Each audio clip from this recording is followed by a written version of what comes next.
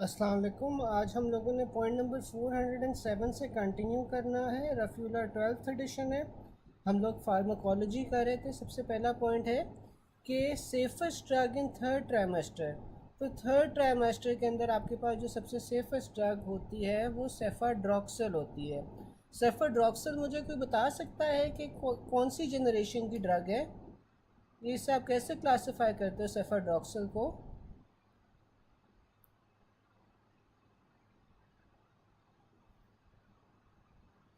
जो सेफाड्रॉक्सिल है ना, ये हमारे पास फर्स्ट जनरेशन सेफ्लोस्पोरिन होती है, ठीक है। और ये आपके पास प्रेगनेंसी के अंदर थर्ड ट्राइमेस्टर में सेफ होती है। Patient developed vesicles on abdomen which later developed into bulla. She had similar lesions in previous pregnancies. Diagnosis क्या होगा? ये आपके पास पेम्फिगस गेस्टिशनैलिस होगा, ठीक है।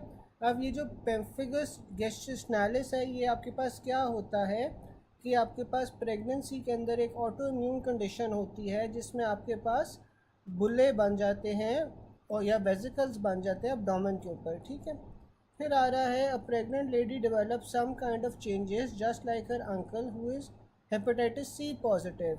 विच changes are most likely to occur? तो ये जो हेपेटाइटिस सी होती है इसमें आपके पास स्पाइडर टेलेंजेक्टेशिया होता है, साथ में पाल्मर एरिथीमा होता है।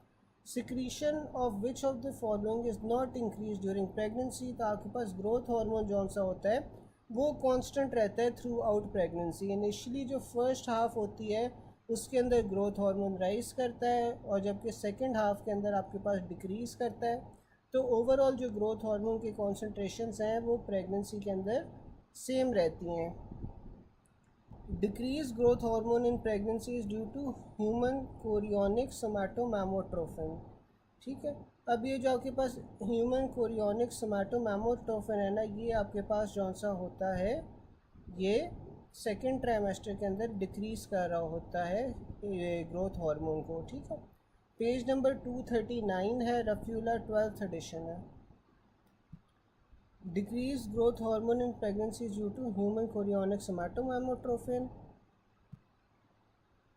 अच्छा, जो ग्रोथ हार्मोन है ना, ग्रोथ हार्मोन इनिशियली जौन सा होता है फर्स्ट हाफ ऑफ प्रेगनेंसी के अंदर रेज होता है जबकि सेकंड हाफ के अंदर ये डिक्रीज़ होता है। तो जो ओवरऑल कॉन्सेंट्रेशंस हैं ग्रोथ हार्मोन की वो थ्रू आउट प्रेगनेंसी कांस्टेंट रहती हैं, क्योंकि जितना फर्स्ट हाफ में इंक्रीज़ हो रहा है उतना ही सेकंड हाफ में डिक्रीज़ हो जाता है। और ये जो सेकंड हाफ में डिक्रीज़ होता है प्रेगनेंसी में ग्रोथ हार्मोन, ये क्यों हो रहा होता है? ये ह्यूमन कोरियोनिक सोमैटोमैमोट्रोफिन की वजह से हो रहा होता है, ठीक है। Which does not change during pregnancy? तो आपके पास ग्रोथ हार्मोन की जो ओवरऑल कॉन्सेंट्रेशन है प्रेगनेंसी में वो सेम रहेगी। फिर initially first half of pregnancy growth hormone rises than second decreases in second half. तो ओवरऑल जो है ना वो सेम रहती है। A female with bleeding and coagulation defects intra uterine death has occurred. तो आप क्या करोगे? आप यूट्रस को जौन सा है वो इवैक्यूएट कर दोगे, ठीक है।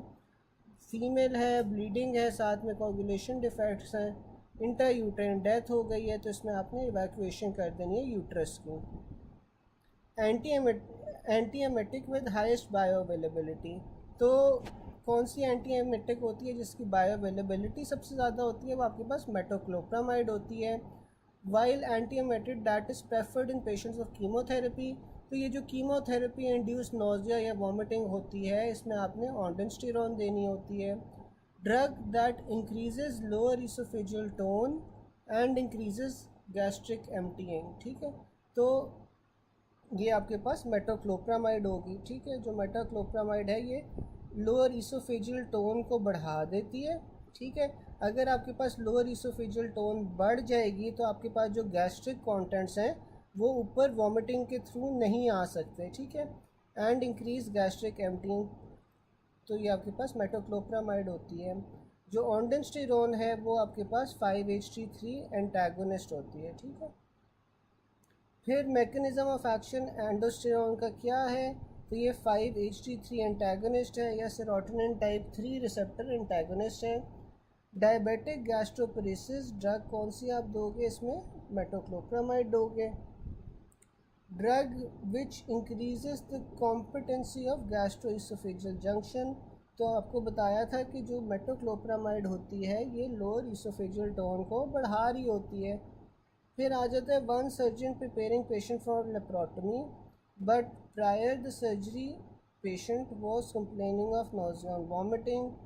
तो आपने कौन सी प्री मेडिकेशन आप सबसे बेस्ट दे सकते हो, तो ये ऑन्डोस्टेरॉन होती है, ठीक है। कीमोथेरेपी या सर्जरी से पहले आप कौन सा है ऑन्डोस्टेरॉन देते हो। Chronic diabetes patient having complaints of bloating, doctor diagnosed as a diabetic gastroparesis, तो डायबिटिक गैस्ट्रोपेरेसिस में आपने मेटोक्लोप्रामाइड देनी है। Dexamethasone as compare to hydrocortisone आपके पास इम्यूनोसप्रेशन करवाता है। वैसे जो सारे स्टीरॉयड्स होते हैं ये आपके पास इम्यूनोसप्रेशन करवा रहे होते हैं, क्योंकि इनका काम क्या होता है, ये एंटी इन्फ्लेमेटरी होते हैं। जहाँ पे आपके पास इन्फ्लेमेशन हुई हुई है उसे कम करेंगे, तो उसे कम करेंगे तो ये आपके पास इम्यूनोसप्रेशन हो जाएगी। इसमें dexamethasone is a long acting causes immunosuppression much more than hydrocortisone। तो अब जो आपके पास डेक्सामेथासोन होती है ना, ये क्योंकि लॉन्ग एक्टिंग स्टीरॉयड है तो ये ज़्यादा इम्यूनोसप्रेशन करवाएगा as compare to hydrocortisone. Although it does cause hyperglycaemia but immunosuppression effect is more, so if both an option prefer immunosuppression, ठीक है। तो आपके पास जो डेक्सामेथासोन होती है वो हाइपरग्लाइसीमिया भी करवा रही होती है, साथ में इम्यूनोसप्रेशन भी करवा रही होती है, लेकिन जिसका इम्यूनोसप्रेसेंट इफ़ेक्ट होता है वो ज़्यादा होता है, तो इसलिए आपने ऑप्शंस में इम्यूनोसप्रेशन को प्रेफर करना है। फिर आपके पास आ जाता है mode of action of cephalosporin. तो जो आपके पास सेफलोस्पोरिन है ना, ये क्या करती हैं, ट्रांसपेप्टाइडेज एक एंजाइम होता है जो आपके पास बैक्टीरियल सेल वॉल बना रहा होता है। तो ये ट्रांसपेप्टाइडेज को जो सा है वो इनहिबिट करती हैं सेफेलोस्पोरिन्स। एसिटाजोलामाइड का क्या मैकेनिज्म ऑफ एक्शन है, एसिटाजोलामाइड हाइड्रोजन की सिक्रीशन करवाती है, ये आपके पास कार्बोनिक एनहाइड्रेज इनहिबिटर है। फिर आपके पास आ जाती है ऑन्डोस्टेरॉन। जो एंडोस्टेरॉन है वो आपके पास क्या करवाती है, ये आपके पास 5-HT3 एंटागोनिस्ट होती है, अभी हमने ऊपर पढ़ा था। जो एस्पिरिन होती है वो आपके पास साइक्लोऑक्सीजनेस को इनहिबिट करती है। अब मुझे ये हमने कल पढ़ा था ना कि जो एस्पिरिन होती है वो कॉक्स 1 और कॉक्स 2 को दोनों को सेलेक्टिवली इनहिबिट करती है। अब मुझे कोई बता सकता है कि जो ये एस्पिरिन का मैकेनिज्म ऑफ एक्शन दिया हुआ है, तो ये एस्पिरिन जौन सी होती है रिवर्सिबली इनहिबिट करती है कॉक्स को या इनरिवर्सिबली इनहिबिट करती है, कोई बता सकता है चैट बॉक्स में।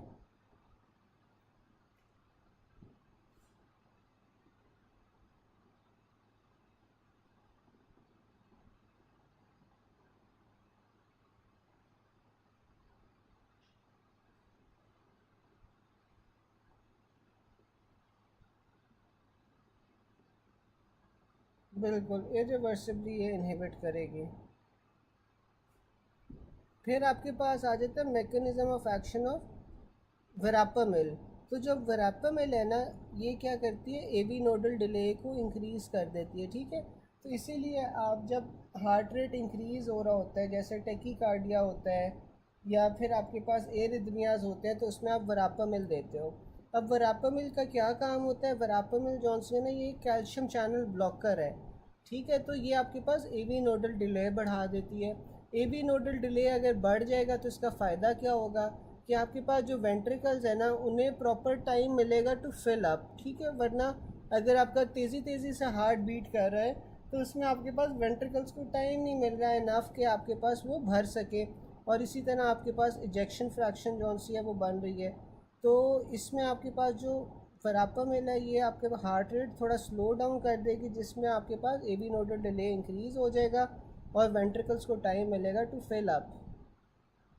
Mechanism of action of propylthiouracil क्या होती है, तो जो प्रोपाइल थायोयूरेसिल है ये इनहिबिट करती है release of iodine. Mechanism of methyl dopa क्या होता है इन हाइपरटेंशन। तो जो मिथाइल डोपा होती है ना, ये आपके पास एड्रीनर्जिक रिसेप्टर्स को ब्लॉक कर रही होती है सीएनएस में, ठीक है। Binds adrenergic receptors in the CNS. अच्छा, अब जो ये आपके पास मिथाइल डोपा है ये एड्रीनर्जिक रिसेप्टर्स को बाइंड कर रही है सीएनएस में, तो कोई बता सकता है ये अल्फ़ा 1 रिसेप्टर्स होते हैं, अल्फ़ा 2 रिसेप्टर्स होते हैं जिसके साथ मिथाइल डोपा बाइंड कर रही होती है। सीएनएस में आपके पास अल्फ़ा 1 रिसेप्टर्स होंगे या अल्फ़ा 2 रिसेप्टर्स होंगे जिसके साथ मिथाइल डोपा बाइंड करेगी।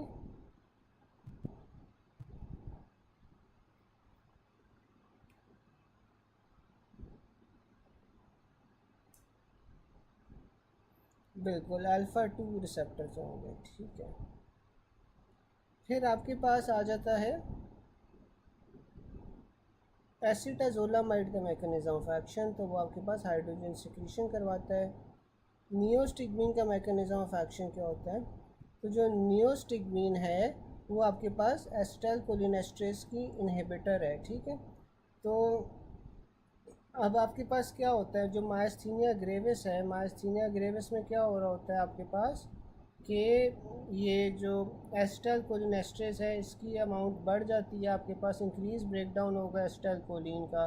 तो जो नियोस्टिग्मीन है ये आपके पास इनहिबिटर होता है ऑफ एसिटाइल कोलिनेस्ट्रेज। फिर आपके पास ऑन्डोस्टेरॉन का मैकेनिज्म ऑफ एक्शन क्या आ जाता है कि ये आपके पास 5-HT3 एंटागोनिस्ट होता है। एस्पिरिन का मैकेनिज्म ऑफ एक्शन क्या है कि COX-1 COX-2 को बाइंड करेगी। बेंजोडाइजेपिन्स का क्या मैकेनिज़्म होता है कि ये पोटेंशिएट करती हैं गाबा को। अच्छा, मुझे कोई बता सकता है कि जो आपके पास बेंजोडाइजेपिन्स होती हैं ये गाबा को ज़्यादा करेंगी या कम करेंगी? बेंजोडाइजेपिन्स गाबा को बढ़ाती हैं या कम करती हैं?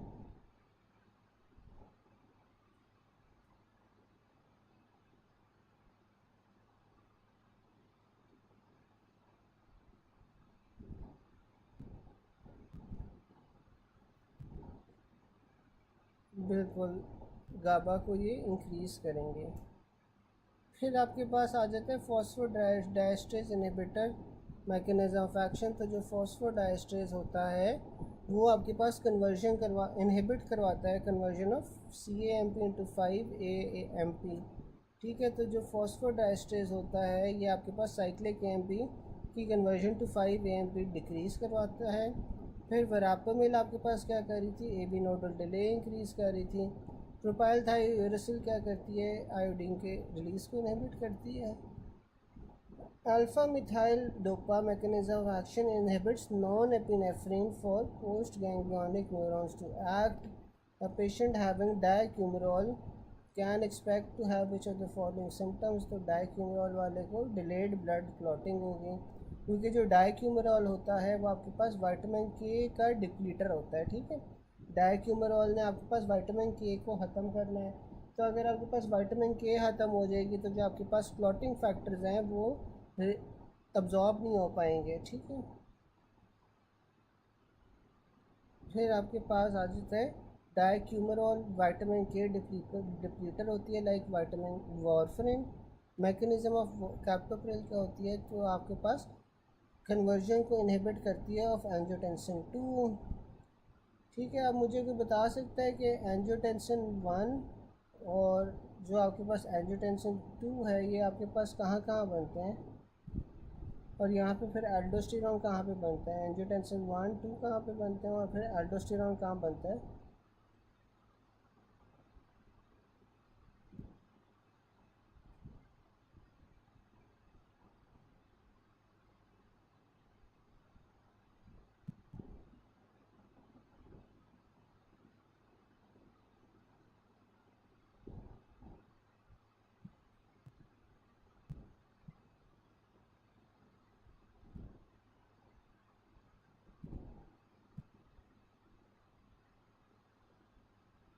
अच्छा, फिर हम आगे चलते हैं।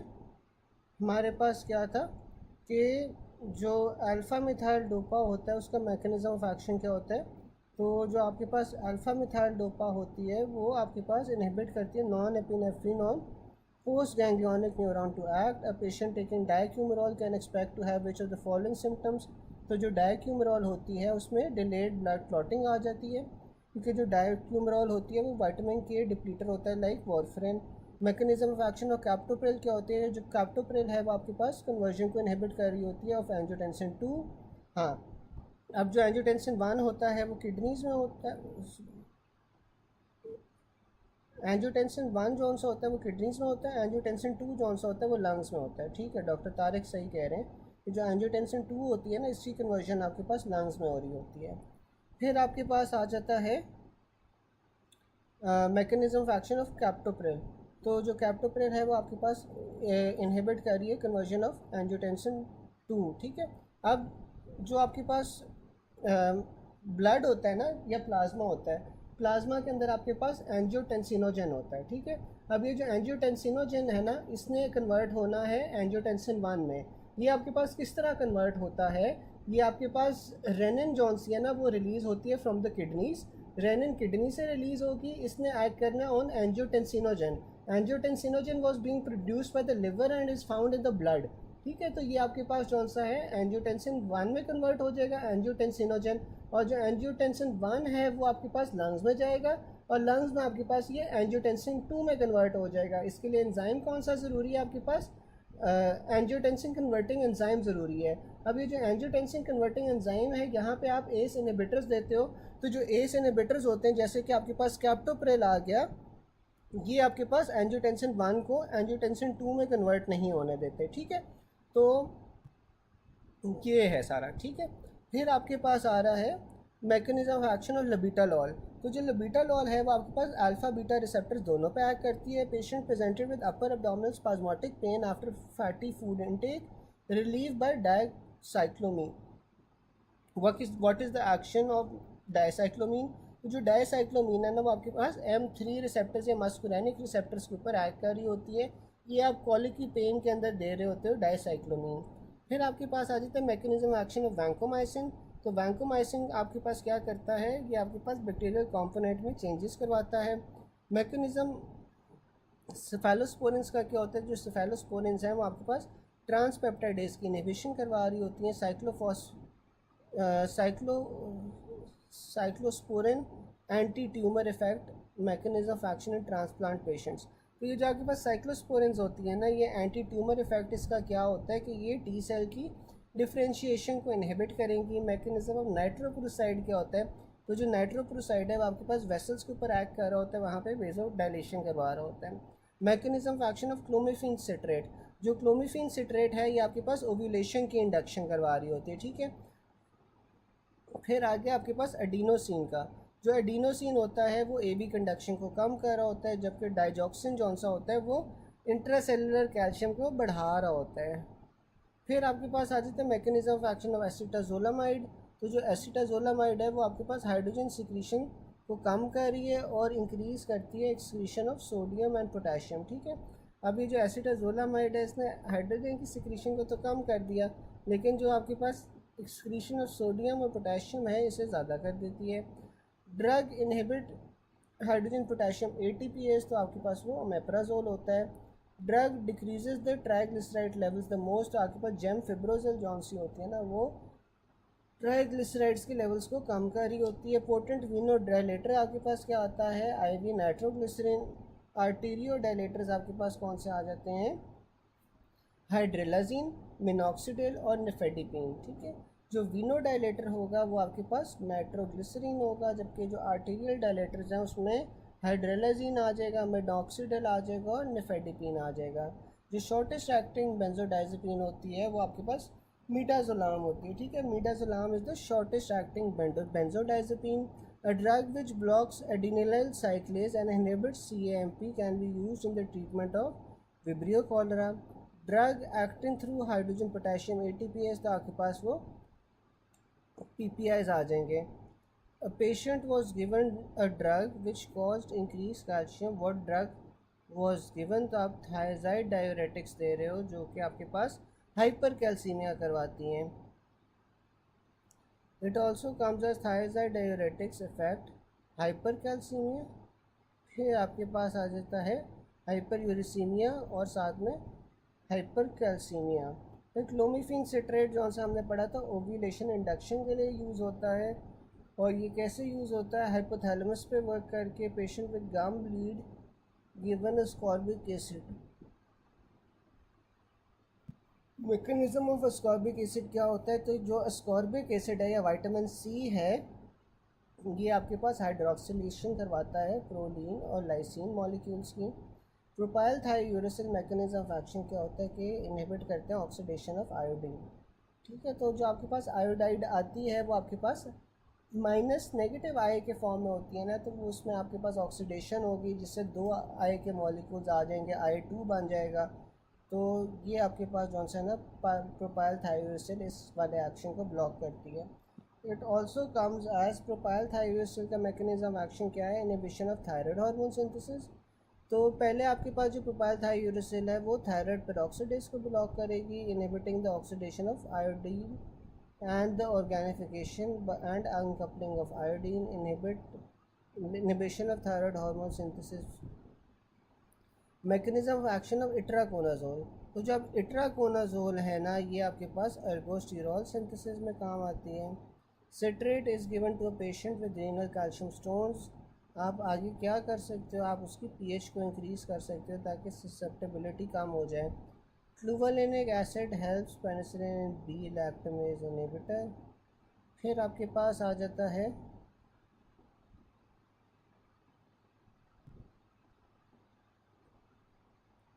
a patient with severe gastroenteritis develops hypokalemia. To treat hypokalemia, IV potassium infusion was advised. Mechanism of action of one IV potassium infusion in this patient is known as sodium potassium. Patient having unilateral pulsating headache with photophobia, nauseating and vomiting. You gave a drug which has the following effect. तो जो आपके पास mechanism of action होता है वो 5-HT2 agonist का होता है। The antipsychotic action of phenothiazine is on blocking demand research in females, ठीक है। फिर आपके पास आ जाता है antipsychotic action of phenothiazine is on blocking dopamine receptors in limbic system, ठीक है। तो आपके पास जो टिपिकली एंटीसाइकोटिक एक्शंस होते हैं ना फिनोथायजीन के, वो आपके पास क्या होते हैं, blocking the wind of depression.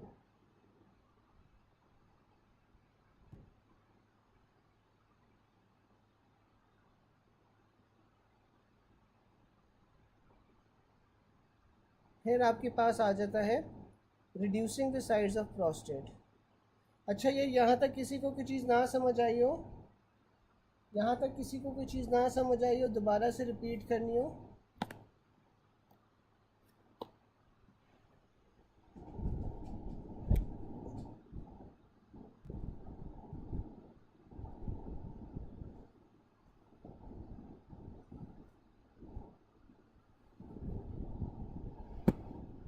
बाकी सबको, doctor Tariq, doctor Farhan, doctor Iqra, सबको समझ आ रहा है अभी तक?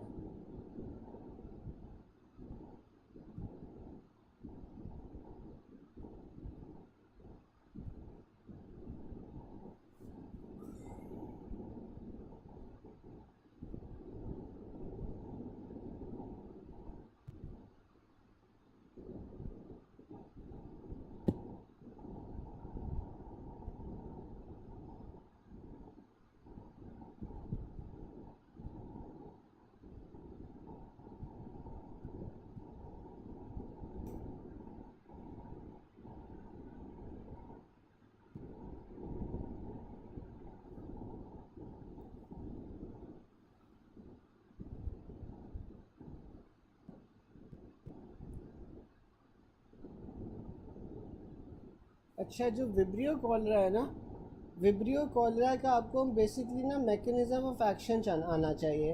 अब जो विब्रियो कॉलरा है ना, ये आपके पास जौन सा है वो डायरिया करवाता है। ये क्यों करवाता है, ये आपके पास CAMP की एक्टिवेशन करवाता है, ठीक है। CAMP की एक्टिवेशन करवाता है और ये आपके पास जौन सा होता है इंक्रीज्ड क्लोराइड आयन सिक्रीशंस करवाता है, ठीक है।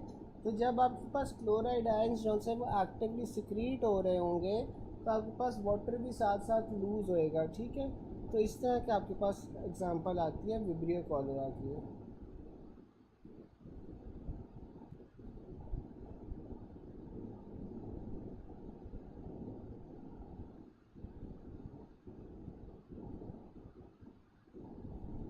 एक सेकेंड।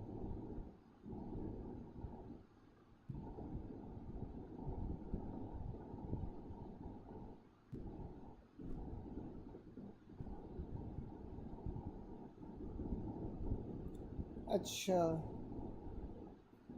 अब मुझे कोई बता सकता है कि वो बता रहा है कि सिट्रेट आपने पेशेंट को दिया with renal stones, what is the mechanism of citrate in this case, तो आपके पास जो सिट्रेट होता है वो पीएच इंक्रीज़ कर रहा है। ये कोई समझा सकता है? ये कोई बता सकता है?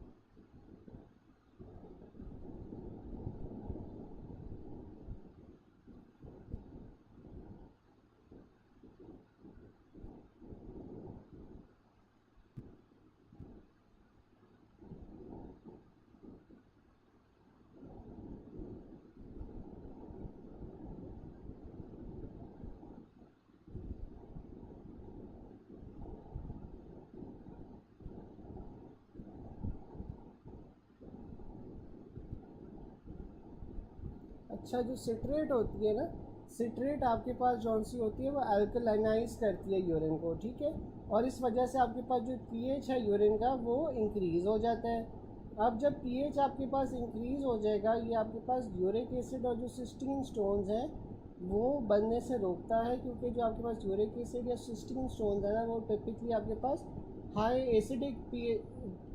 एसिडिक कंडीशंस के अंदर या एसिडिक पीएच के अंदर बढ़े होते हैं, ठीक है। तो ये जो आपके पास सिट्रेट है ना, ये आपके पास यूरिन को अल्कलाइज कर देगा, ठीक है। तो इस वजह से आपके पास जो स्टोन्स के चांसेस हैं वो कम हो जाएंगे, ठीक है।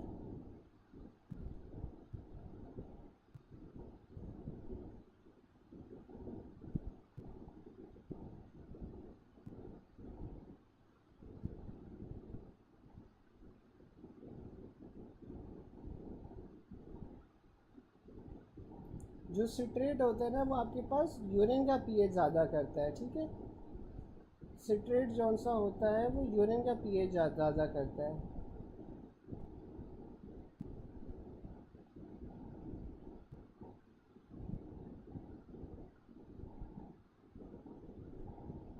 अब जो सिट्रेट है, अगर आप ये पूछ रहे हो कि किस तरह करता है, तो ये आपके पास ना जब आप सिट्रेट इंजेस्ट करते हो तो ये आपके पास मेटाबोलाइज हो जाता है टू बायकार्ब्स इन द लिवर, ठीक है। और ये जो बायकार्ब्स हैं ये आपके ब्लड स्ट्रीम में निकलते हैं, तो इस वजह से ये आपके पास जो सा होता है तो यूरिन का पीएच इंक्रीज़ कर देगा, ठीक है।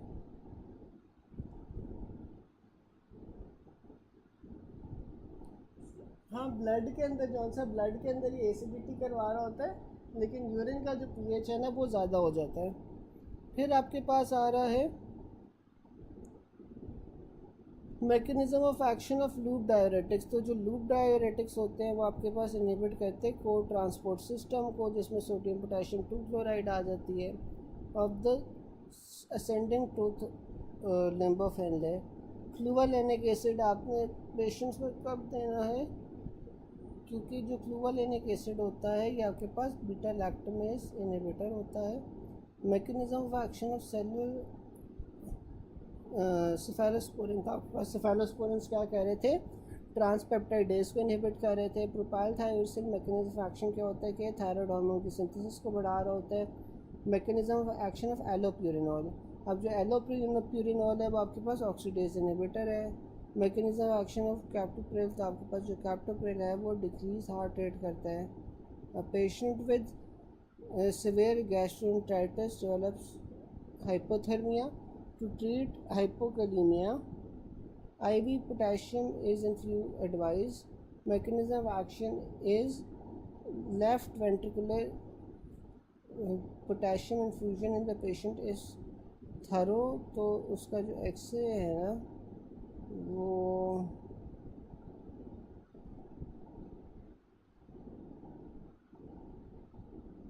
फिर आपके पास आ रहा है patient having unilateral paralysis of hydrogen and secretion। and increases of exertion of sodium potassium. Patient have unlikely Patient have unilateral pulsating headache with photophobia, nausea, vomiting.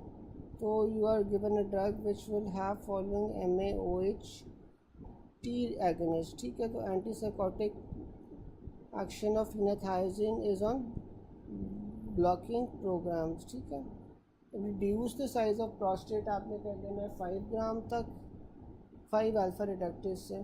फिर आपके पास आ जाता है young female who is on antiepileptic drugs now develops depression. What drug should be made to test depression? तो आपने फ्लोक्सिटीन जो सी होती है वो देनी है डिप्रेशन के लिए. नेचुरली अकरिंग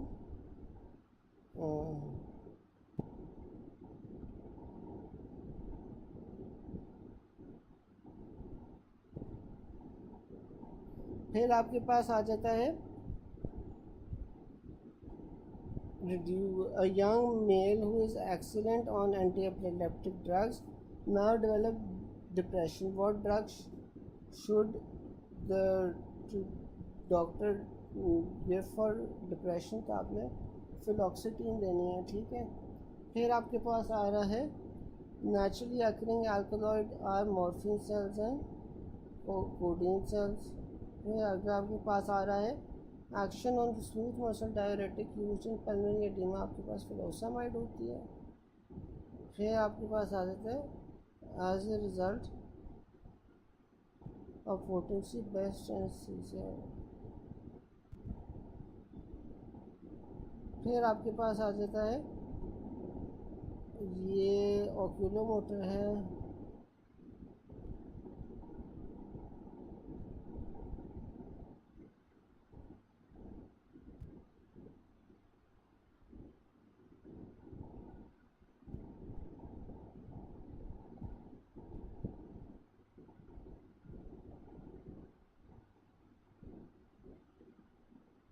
फिर आपके पास आ जाता है adrenaline causes वेजोकंस्ट्रिक्शन through alpha 1 adrenergic receptors. Naturally occurring alkaloids आपके पास कौन से होते हैं? जो नेचुरली अकरिंग अल्कलॉइड्स होते हैं वो आपके पास मॉर्फिन और कोडीन होती हैं. फिर action of smooth muscle diuretic used in pulmonary oedema, तो आपके पास ये फिरोसामाइड होगी. रेगुलर इंसुलिन आपके पास क्या होती है? शॉर्ट एक्टिंग चेन मैकेनिज्म होता है रेगुलर इंसुलिन का.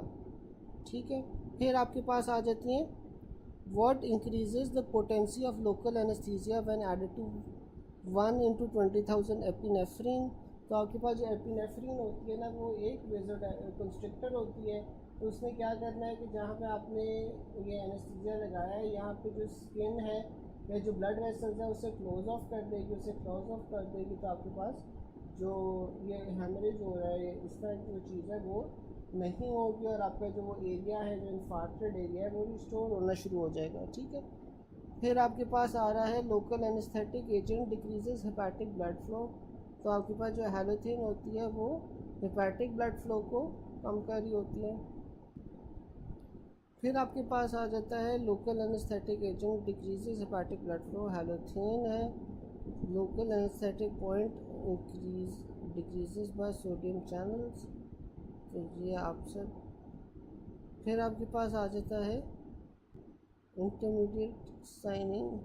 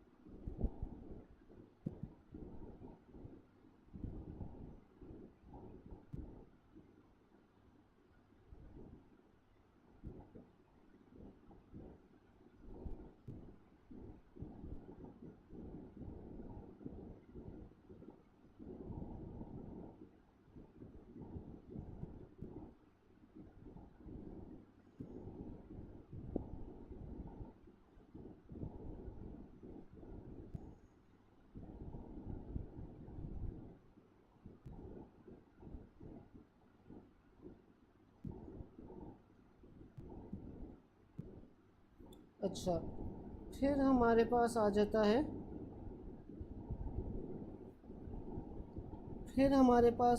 है, कि mechanism of action of local anaesthetic क्या होता है। अब जो लोकल एनेस्थेटिक होता है ना, ये आपके पास सोडियम चैनल्स को ब्लॉक कर रहा होता है। जो लोकल एनेस्थेटिक होता है जो हेपेटिक ब्लड फ्लो को कम कर रहा होता है वो आपके पास हेलोथेन होता है, जबकि वो लोकल एनेस्थेटिक जो सेरिब्रल ब्लड फ्लो को इंक्रीज़ कर रहा होता है वो हेलोथेन होता है। अब हेलोथेन जौन सा होता है एक लोकल एनेस्थेटिक है जो कि आपके पास हेपेटिक ब्लड फ्लो को कम कर रहा है, लेकिन आपके पास जो सेरिब्रल ब्लड फ्लो है उसे इंक्रीज़ कर रहा है। अच्छा, मुझे बता सकता है कोई कि जो हेलोथेन होता है ये इनहेलेशनल एनेस्थेटिक होता है, आईवी एनेस्थेटिक होता है, सबलिंगुअल होता है, ये किस तरह का एनेस्थेटिक होता है हेलोथेन? कोई मुझे चैट बॉक्स में बता सकता है?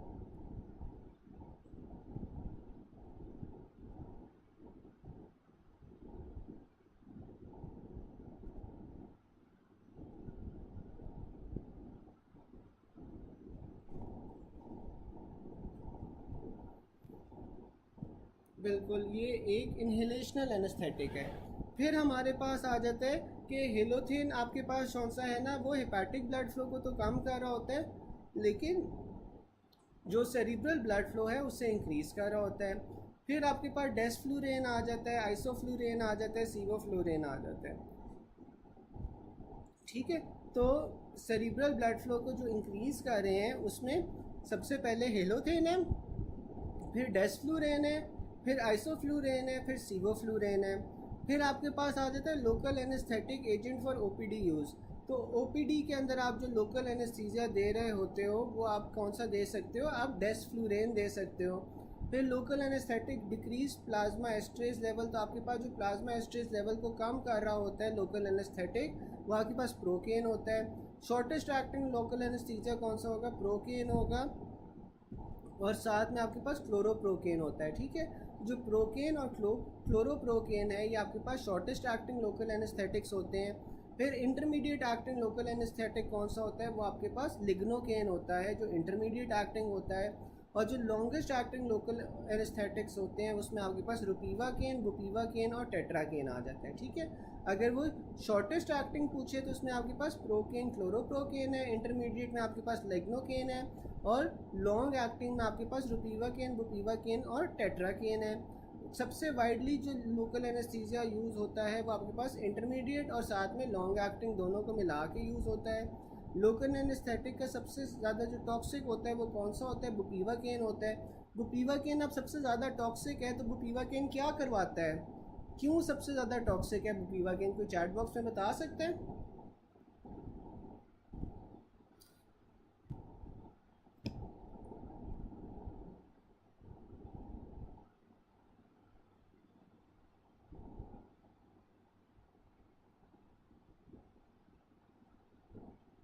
बिल्कुल, बुपीवाकेन कौन सा होता है? वो कार्डियोटॉक्सिक होता है।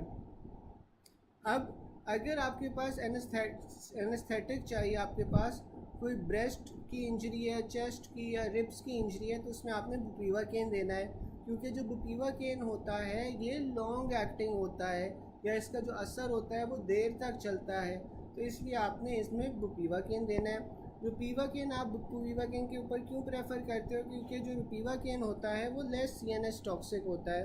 अब बुपीवाकेन की उसने टॉक्सिसिटी बताई हुई है कि क्या क्या साइंस होते हैं। तो अगर बुपीवाकेन आपने दिया है तो अर्ली टॉक्सिसिटी में क्या आ जाएगा? अर्ली टॉक्सिसिटी में आपके पास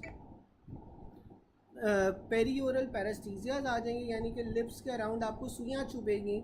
ठीक है, और साथ में टिनाइटस आ जाता है।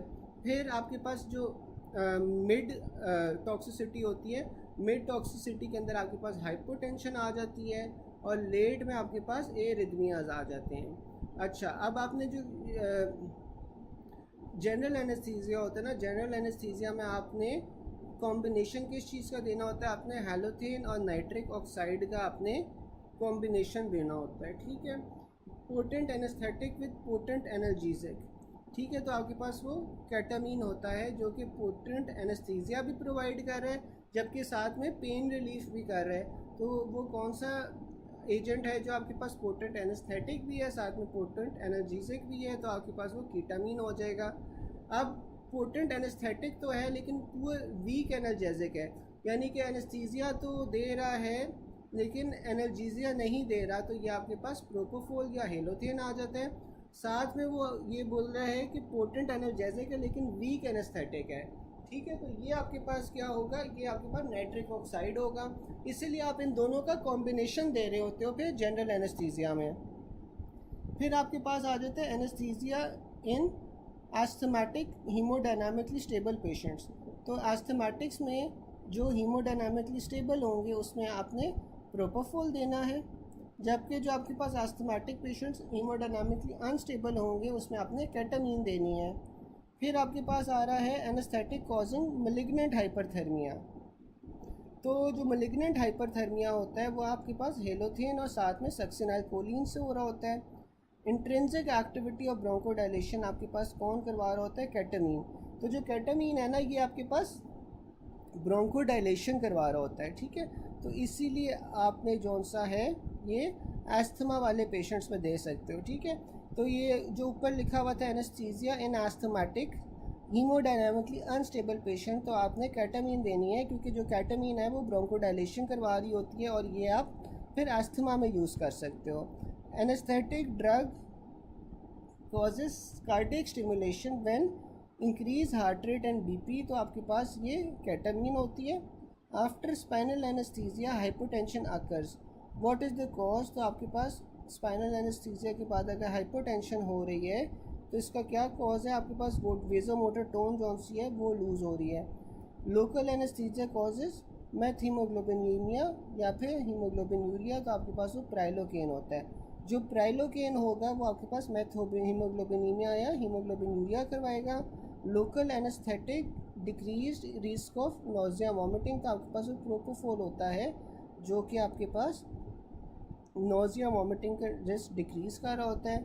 More local anaesthetic concentration in blood by intercostal block, type of regional anaesthesia associated with greatest serum concentration of local anesthetic is intercostal. Succinylcholine caused by apnea due to absence of pseudocholine esterase, ठीक है। अच्छा, यहाँ तक किसी को कोई बात ना समझ आई हो, यहाँ तक कोई बात ना समझ आई हो?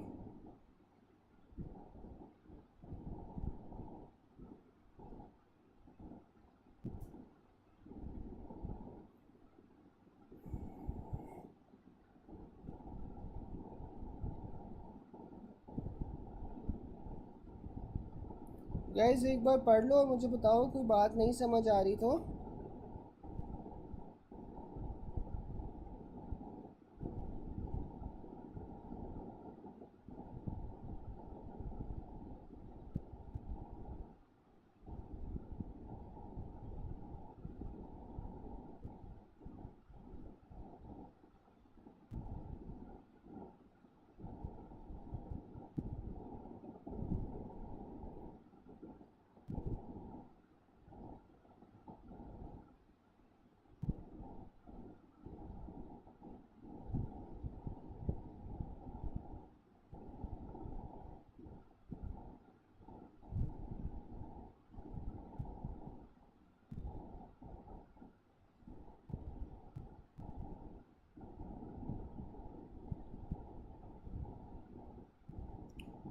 आप देखो ना, आपने कभी देखा नहीं कि जो स्पाइनल एनेस्थीसिया होता है, स्पाइनल एनेस्थीसिया के बाद आपके पास क्या हो रहा होता है, आपके पास जो ब्लड प्रेशर है वो कम हो रहा होता है, ठीक है। तो ये आपके पास ब्लड प्रेशर कम कैसे हो रहा होता है, अब जो स्पाइनल एनेस्थीसिया है ना ये आपने कहाँ पे लगाना है, जो स्पाइनल एनेस्थीसिया है ये आपके पास क्या करता है कि ये आपके पास ऑटोनॉमिक नर्वस सिस्टम के ऊपर इसका इफ़ेक्ट होता है। अब जब इसका ऑटोनॉमिक नर्वस सिस्टम के ऊपर इफ़ेक्ट होगा तो ये आपके पास जो सिंपैथेटिक फाइबर्स होते हैं उन्हें ब्लॉक कर देता है। सिंपैथेटिक फाइबर्स को ये ब्लॉक कर देगा जब ये आपके पास CSF के अंदर जाएगा, ये सब रेटिनॉइड स्पेस में जाएगा, तो यहाँ पे ये सिंपैथेटिक फाइबर्स को ब्लॉक कर देगा। सिंपैथेटिक फाइबर्स की ब्लॉकेज की वजह से आपके पास फिर जो वेजोमोटर टोन है वो डिक्रीज़ हो जाती है, वेजोमोटर टोन डिक्रीज़ हो जाएगी, वेजोडाइलेशन होगी, जिस वजह से आपके पास ब्लड प्रेशर कम हो जाएगा, ठीक है ना। तो ये है बस इसमें, और किसी को कोई पॉइंट ना समझ आया हो?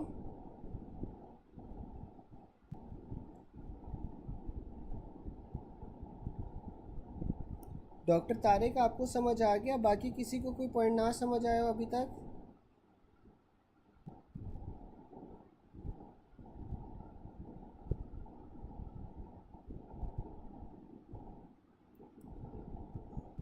गैस अगर समझ आ गया तब भी बता दो, नहीं कुछ समझ आया तब भी बता दो, ताकि फिर हम आगे चलें।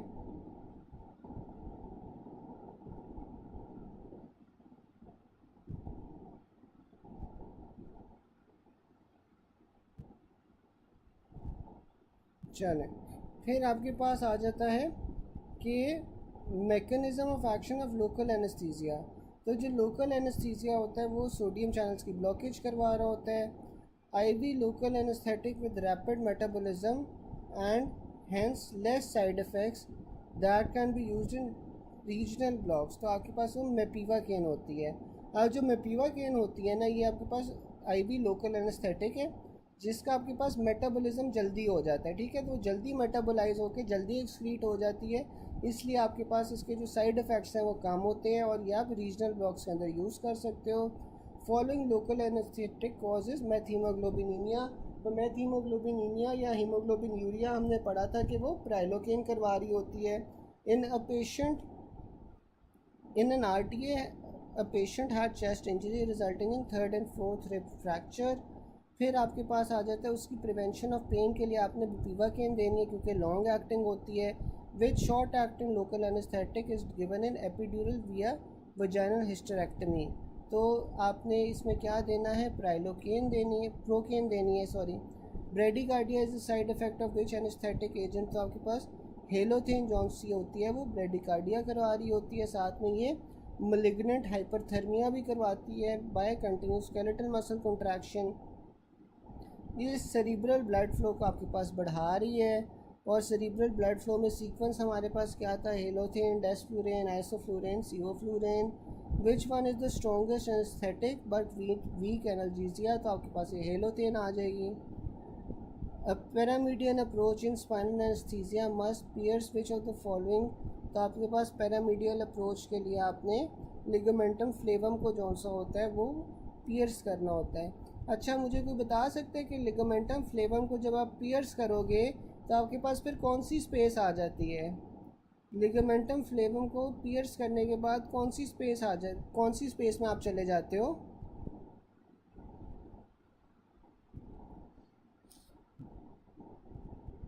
कोई बता सकते हैं?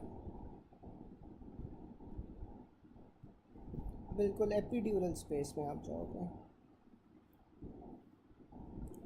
फिर आपके पास आ जाता है a patient on benzodiazepines is planned for cholecystectomy. What possible complications can occur during surgery because of benzodiazepines. तो जो बेंजोडाइजेपिन्स होती हैं वो आपके पास टाइमिंग या डोज फॉर एनेस्थीसिया इंडक्शन ज़्यादा कर देती हैं। Decrease heat production during general anaesthesia is due to reduce skeletal muscle tone. The metabolism of tetracaine है local anaesthetic given in spinal anaesthesia. किस तरह होती है ये? आपके पास इसकी हाइड्रोलिसिस हो रही होती है by cholinesterase. An asthmatic female had her hysterectomy done. Which post of analgesics is preferred. तो आपके पास वो पैथिडीन होती है। Local anaesthesia crosses placenta through simple diffusion. तो आपके पास जो लोकल एनेस्थीसिया होता है वो प्लेसेंटा को क्रॉस कर रहा होता है सिंपल डिफ्यूजन से। Patient during inguinal hernia surgery develop respiratory depression and cyanosis. तो आपके पास कौन सा ड्रग रिस्पॉन्सिबल होगा? पैंक्यूरोनियम होगा। Ketamine is preferred as an anaesthetic agent for repeat burn dressing क्योंकि ये प्रोफाउंड एनेस्थीसिया प्रोवाइड करती है। A 30-year-old man for open reduction and internal fixation had of a left radius fracture as an outpatient. He has smoked 1 pack of cigarettes per day for 12 years. The plan is general anesthesia with endotracheal intubation. Which of the following agents is most appropriate for him? जी pethidine हम acute pancreatitis में भी देते हैं। यहाँ पे आप वो देखो क्या कह रहा है कि आपके पास एक पेशेंट है, वो आपके पास प्रेजेंट किया है ओपन रिडक्शन और साथ में इंटरनल फिक्सेशन के साथ। अब वो जौन सा एक स्मोक सिगरेट पी रहा था per day for the last 12 years, अब उसे जनरल एनेस्थीसिया में डालना है एंडोट्रेकियल इंटुबेशन के साथ। तो आपने इसमें सीवोफ्लोरिन यूज़ करनी है। A 60-year-old 17 kg old man presents for open reduction and internal fixation of ankle. You discuss a general asthmatic for post intraoperative management with static block with the popliteal approach. You decide to use 20 ml of 0.5% bupivacaine with 1/200,000 epinephrine. How many ml of 1 per 1000 epinephrine should you add to your bupivacaine to reach the approximate concentration? तो आपने इसमें 0.1 ml choose करना है। A 28-year-old man presented for shoulder injury. The patient has documented episodes of malignant hyperthermia.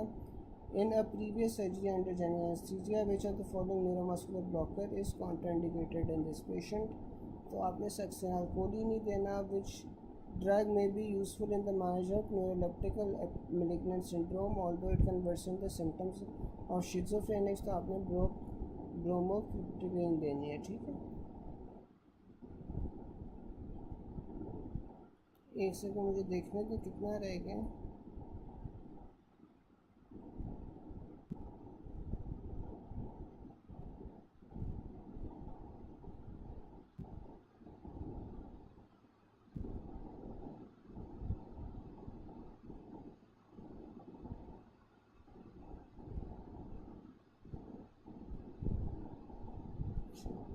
फिर आपके पास है unknown chronic renal failure, patient presented with OPD, fever, pain and discharge from air. तो आपने कौन सी antibiotic देनी है? आपने जेंटामाइसिन देनी है विद कॉशन। थोरिडाज़िन मैकेनिज्म एक्शन क्या होता है कि ये डोपामिन रिसेप्टर से ब्लॉक कर रहे होते हैं।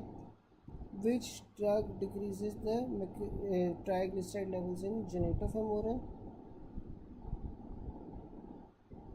बस ये जो सा है ना, ये वाला पॉइंट कर लें, 414 कर लेते हैं बस। साइड इफ़ेक्ट ऑफ क्लोमिप्राज़ीन आपके पास क्या होता है? क्लोमिप्राज़ीन जो सी होती है ना, वो डिस्टोनिया करवा रही होती है। सबसे ज़्यादा ट्राइग्लिसराइड लेवल्स जो सी होती है वो जेम फिब्रोजिल जो सी होती है वो कवर कर रही होती है, कम कर रही होती है। Which drug causes fetal kidney damage in utero, तो आपके पास वो कैप्टोप्रिल होती है। कुछ मिस कर रहा हूँ मैं? हाँ, ऊपर वाला मैंने मिस कर दिया है, ऊपर वाला मिस कर दिया है। 413 मिस कर दिया, फिर 412 भी मिस कर दिया है। सॉरी, हाँ 412 पढ़ लेते हैं। अब जो रिवर्स टिग्मीन होती है, रिवर्स टिग्मीन इज़ एन एसिटाइलकोलिनेस्टरेज इनहिबिटर, ठीक है। जो रिवर्स टिग्मीन होती है वो एसिटाइलकोलिनेस्टरेज जो एंजाइम होता है उसे इनहिबिट कर रही होती है। Characteristic sign of penicillin allergy क्या होता है? पेनिसिलिन एनर्जी में आपके पास ब्रोंकोस्पाज्म होता है। Drug which cause increase effect of anti scissor drugs, तो आपके पास वो वैल्प्रोएट होती है। जो सोडियम वैल्प्रोएट होती है ना, वो आपके पास बाकी एंटी सीजर ड्रग्स को भी बढ़ा रही होती है। फिर आपके पास epinephrine release from adrenal medullar dilates blood vessels through beta two agonist receptors, ठीक है।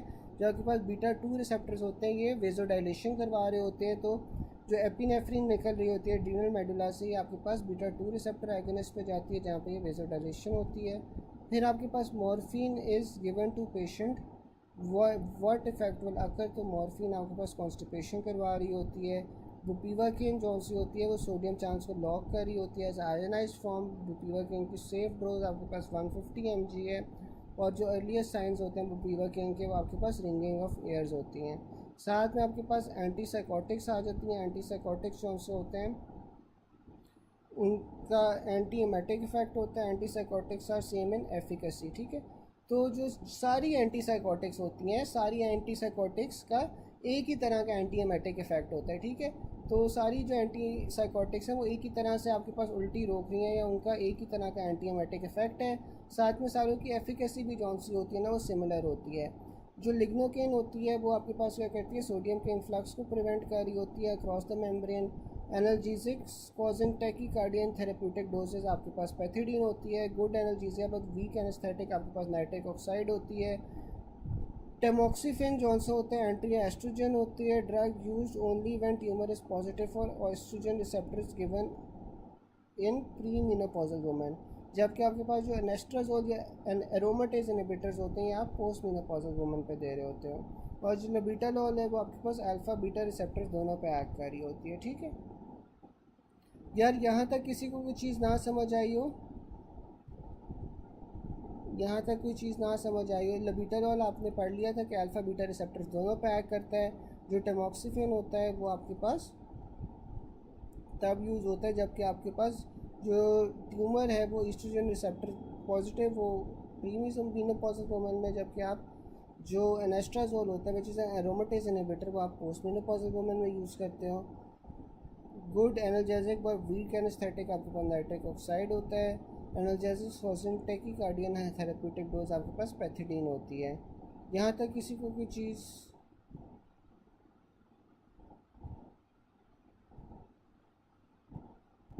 हाँ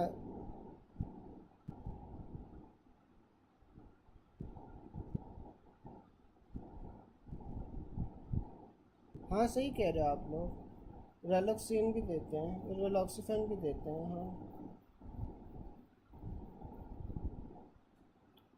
दोनों दे सकते हो आप। ठीक है, इसके अलावा किसी को कोई क्वेश्चन?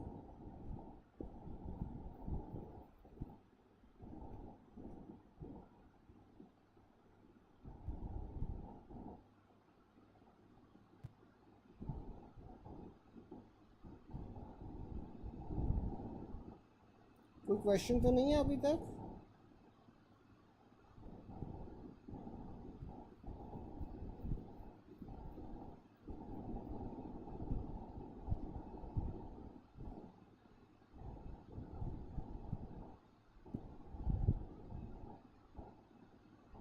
चलो गाइज, आज के लिए ना बस इतना ही काफ़ी है।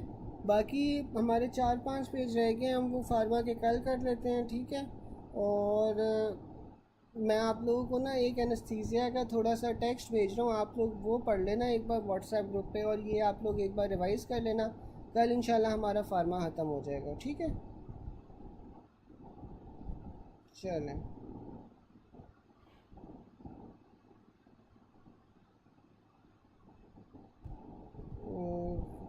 यार ये जो एपिनेफ्रीन कैलकुलेट करने वाला है ना, ये कौन सा पूछ रहे हो? नहीं नहीं, मीट का आज लिंक नहीं होना, मीट का कल लिंक रखेंगे। Actually I have to go somewhere आज, तो मीट का कल लिंक रख लेंगे, उसमें हम एक ही बार सारा कुछ डिस्कस कर लेंगे। अच्छा यार, मुझे डॉक्टर फरहान ये बताएं कि एपिनेफ्रीन आप कौन सा वाला कह रहे हो, इसकी कैलकुलेशन कहाँ पे है?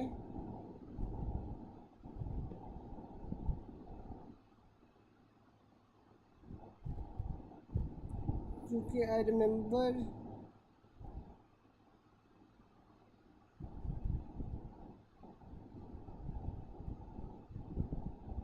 अच्छा ये वाला, यार ये वाला ना याद रखना है, ये इसमें कोई ऐसा चीज़ कैलकुलेशन नहीं है।